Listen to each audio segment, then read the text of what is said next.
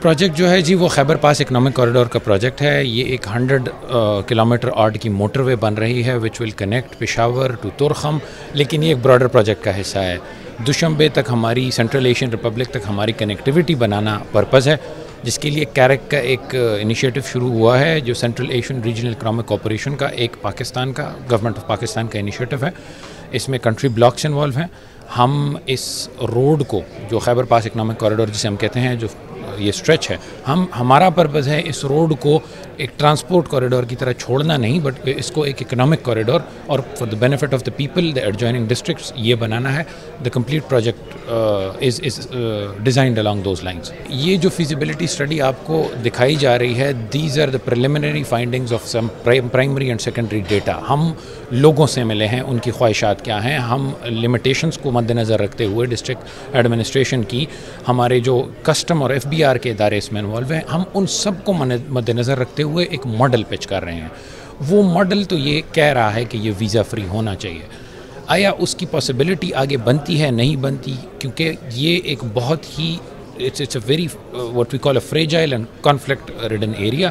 تو اس کو سب کو مد نظر رکھتے ہوئے آگے ڈیسیجن لیا جائے گا کہ اس بازار کی ایکچوئل شکل کیا ہو سکتی ہے. لیکن بہت ضروری ہے کہ ہم ایک بلو پرنٹ اس کے لیے بنا لیں, ہمیں ایک آئیڈیا ہو جائے ایٹ دس اسٹیٹ کہ اس بازار کی ہمارے پاس فائدے کیا ہوں گے, اس کا آپریشنل سٹرکچر کیا ہو سکتا ہے, اور بیسٹ پریکٹسز کو یوٹیلائز کرتے ہوئے.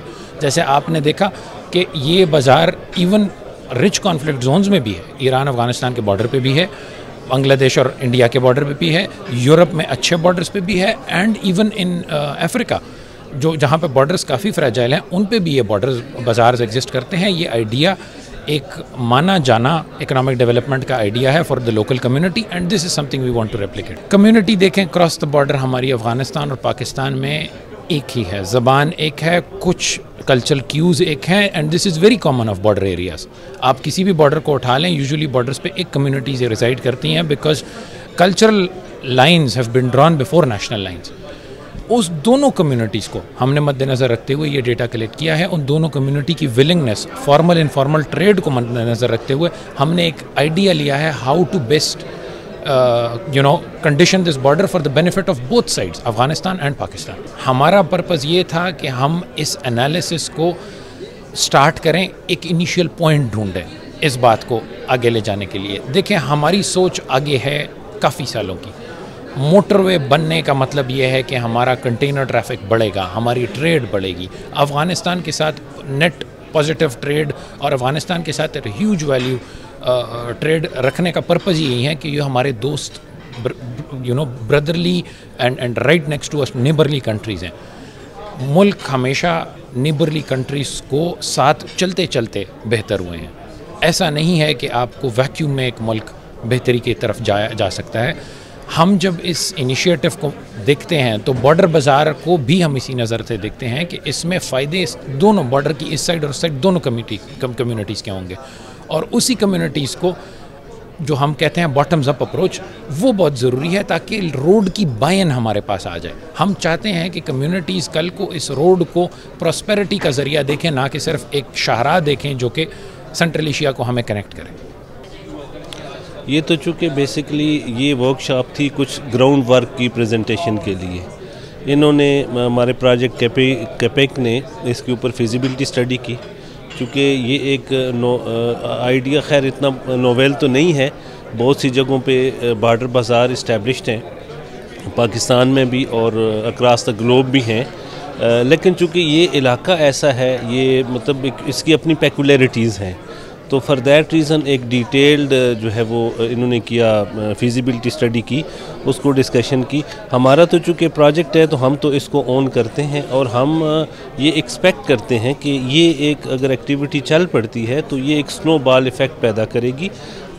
ظاہر ہے وہ کام جو پہلے بھی ہو رہا تھا, گوڈس کی ٹرانسپورٹیشن ہو رہی تھی, گو کہ وہ مطلب ذرا انفارمل اور انلیگل وے میں ہو رہی تھی, تو اگر یہ بازار اسٹیبلش ہو جاتا ہے تو ایک لیگل سٹرکچرڈ اور فارمل وے میں ٹرانسپورٹیشن ہوگی, اور اس کا فائدہ بوتھ سائڈز کو ہوگا.